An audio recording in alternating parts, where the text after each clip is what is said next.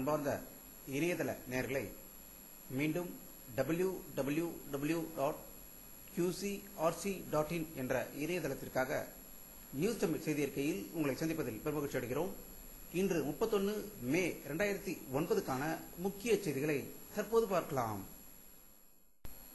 தமிழ் ஈழ நாட்டை சுதந்திரமடைய செய்ய உலக நாடுகள் வலியுறுத்த வேண்டும் என்று கூறியும் புதிதாய் பிறப்போம் என்ற ஒரு மாபெரும் ஒன்றுகூடல் நிகழ்வு பாரிஸில் நடந்ததாகவும் இதில் பல்லாயிரக்கணக்கான ஈழ தமிழ் சுதந்திர போராட்ட வீரர்கள் கலந்து கொண்டதாக பிரான்சிலிருந்து தகவல்கள் வெளிவந்து கொண்டிருக்கிறது.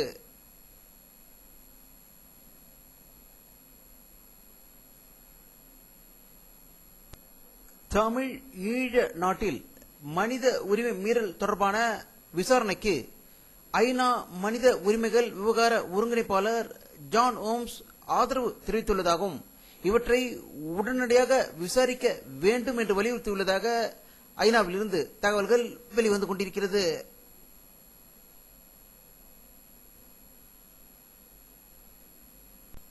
பதினைந்தாவது லோக்சபா கூட்டத்தொடர் நாளை டெல்லியில் தொடங்குகிறது. இந்த கூட்டத்தில் புதிய எம்பிக்கள் அனைவரும் பதவி ஏற்பார்கள் என்றும் அவர்களுக்கு தற்காலிக சபாநாயகர் மாணிக் ராவ் அவர்கள் பதவி பிரமாணம் செய்து வைப்பார் என்று டெல்லியில் இருந்து தகவல்கள் வெளிவந்து கொண்டிருக்கிறது.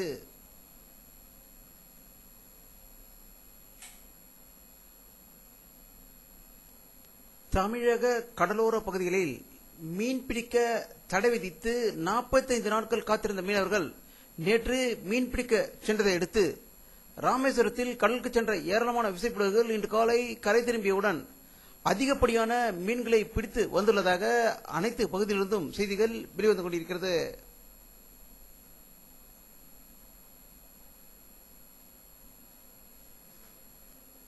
ஆறாவது ஊதிய குழுவினர் பரிந்துரைகள் அடிப்படையில் அரசு ஊழியர்கள் ஆசிரியர்களுக்கு 30% ஊதிய உயர்வு அளிக்கப்பட்டுள்ளது.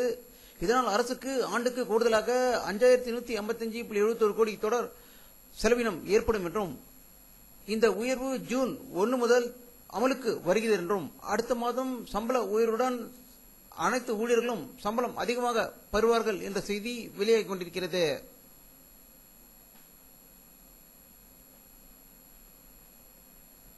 துணை முதல்வர் திரு மு.க. ஸ்டாலின் அவர்கள் தலைமைச் செயலகத்தில் உயரதிகாரிகளை சந்தித்துவிட்டு செய்தியாளர்களை சந்தித்த போது தொழில்துறையில் தமிழகத்தை முதலிடத்துக்கு கொண்டு செல்வேன் என்று சூழ்நிலைத்ததாக சென்னை தலைமைச் செயலகத்திலிருந்து செய்திகள் வெளியாகிக் கொண்டிருக்கிறது.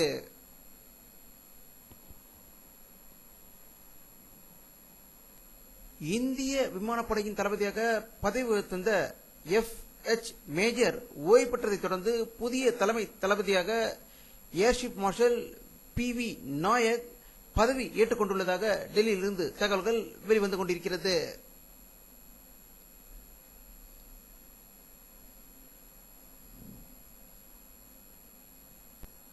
பாரதிய ஜனதா கட்சியின் எம்பிக்கள் கூட்டம் புதுடெல்லியில் இன்று நடைபெற்றது. இதில் எதிர்க்கட்சி தலைவராக திரு லால்கிருஷ்ண அத்வானி அவர்கள் ஒருமனதாக தேர்ந்தெடுக்கப்பட்டுள்ளதாக டெல்லியிலிருந்து தகவல்கள் வெளிவந்து கொண்டிருக்கிறது.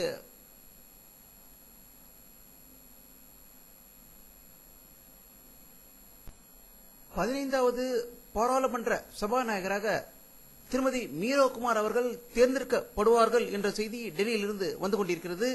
இவர் முன்னாள் துணை பிரதமர் ஜெகஜீவன் ராவின் மகள் என்பது குறிப்பிடத்தக்கது.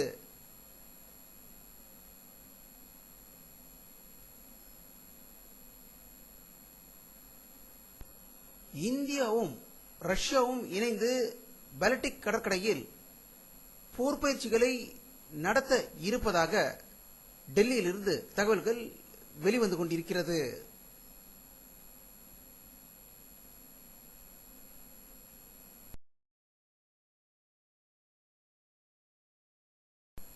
ஆஸ்திரேலிய நாட்டில் இந்திய மாணவர்கள் தாக்கப்படுவதை கண்டித்து அங்கு அனைத்து இந்திய மாணவர்களும் ஒன்று சேர்ந்து இன்று மெல்போர்னில் போராட்டம் நடைபெற்றதாகவும் ஆஸ்திரேலிய அரசுக்கு உடனடியாக இந்திய மாணவர்களை பாதுகாப்பதற்கு வேண்டிய நடவடிக்கை எடுக்க வேண்டும் என்று எச்சரிக்கை விடுத்துள்ளதாகவும் ஆஸ்திரேலியாவிலிருந்து தகவல்கள் வெளிவந்து கொண்டிருக்கிறது.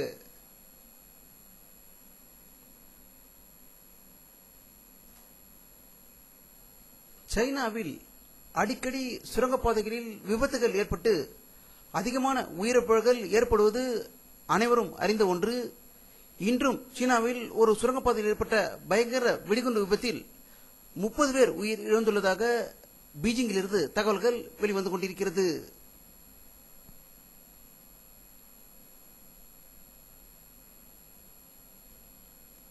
சிங்கப்பூரில் நடந்த ஒரு மாநாட்டில் கலந்து கொண்ட பாகிஸ்தான் ராணுவ செயலாளர் வெளியிட்டுள்ள ஒரு செய்தி அறிக்கையில், இன்னும் ஓரிரு தினங்களில் ஸ்வாட் பள்ளத்தாக்கில் உள்ள தாலிபான்கள் முற்றிலும் அழிக்கப்படுவார்கள் என்று செய்தி வெளியிட்டுள்ளதாக இஸ்லாமாபாத்திலிருந்து தகவல்கள் வெளிவந்து கொண்டிருக்கிறது.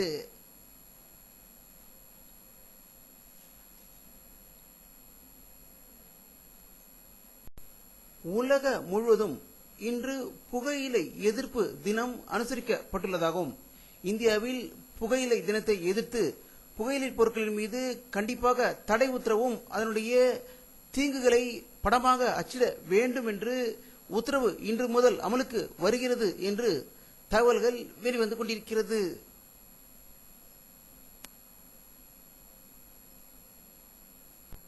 வானிலை அறிக்கை 31 மே 2009 பிற்பகல் 2 மணி எடுக்கப்பட்ட சேட்டலைட் புகைப்படத்தை தற்போது பார்த்துக் கொண்டிருக்கிறீர்கள். தென் தமிழகத்தில் மேகமூட்டங்கள் அதிகம் இருப்பதை காணலாம். வட தமிழகத்தில் வெயிலின் தாக்கம் அதிகமாக இருந்ததாக இன்றும் தகவல்கள் வெளிவந்து கொண்டிருக்கிறது.